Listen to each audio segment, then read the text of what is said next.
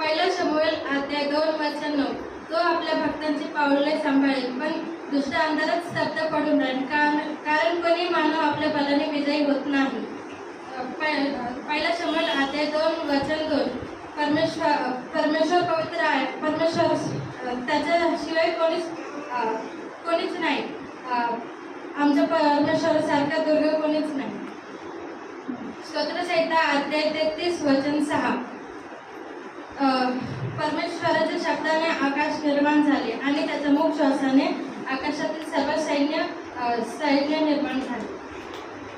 योहानाला झालेले प्रकटीकरण अध्याय 22:13 मीच अल्फा व ओमेगा, मीच अंत व शेवट आहे, मीच पहिला, मी आधी व अंत आहे.